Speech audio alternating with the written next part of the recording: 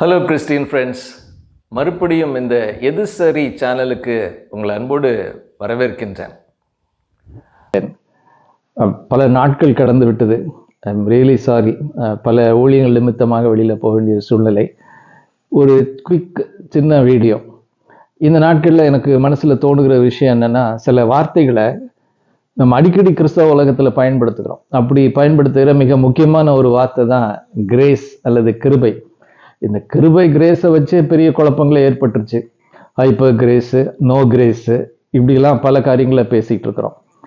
அப்போது இந்த கிரேஸ் அல்லது கிருபை அப்படின்றதுக்கு ஒரு சரியான அர்த்தம், நமக்கு ஒரு பேசிக் அர்த்தம் எல்லாருக்குமே தெரியும். நம்ம அடிக்கடி சொல்கிற ஒரு விஷயம் என்னென்னா, ஒரு தகுதி இல்லாதவனுக்கு கொடுக்கப்படுகிற தயவு, இரக்கம், அன்பளிப்பு, இது ஒரு அடிப்படையான கிரேஸ், கிருபை அப்படின்ற வார்த்தைக்கு அர்த்தம்.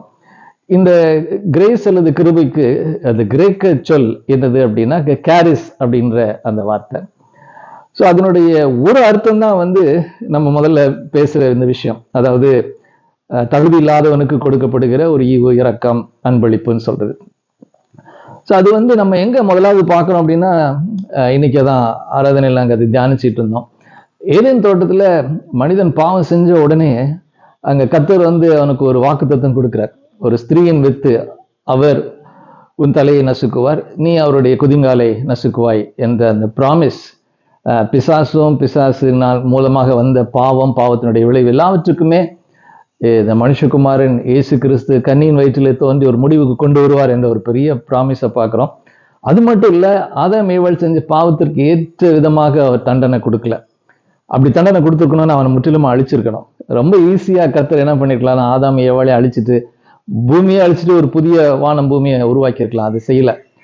அதுவே அவருடைய மிகுந்த கிருபையும் அன்பையும் காட்டுது. அதாவது தகுதி கிடையாது, ஆனாலும் அவருடைய மிகுந்த அன்பினாலே, கிருபையினாலே அவனை அழிக்காமல், அது மட்டும் இல்லை, அவனுக்கு ஒரு ப்ராமிஸை கொடுக்குறாரு.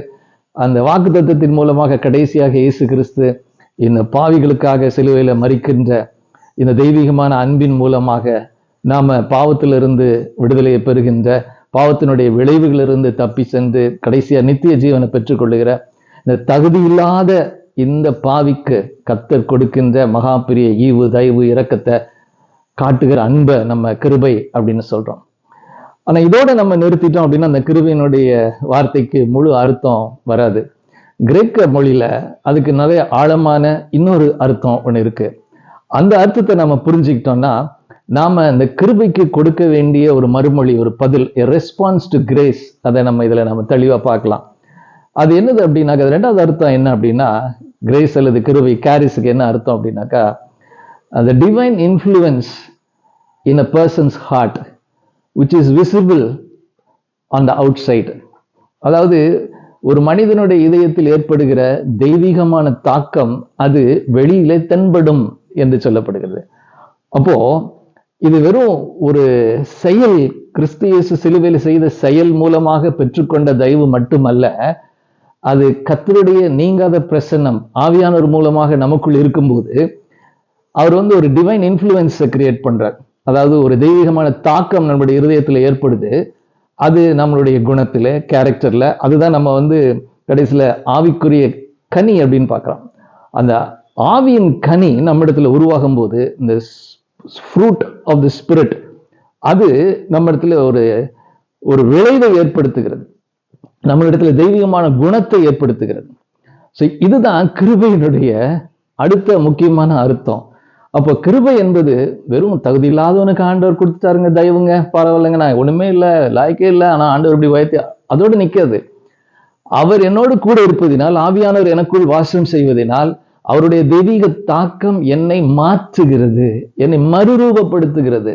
He transforms me into a holy person, into a more loving person, into a person of character.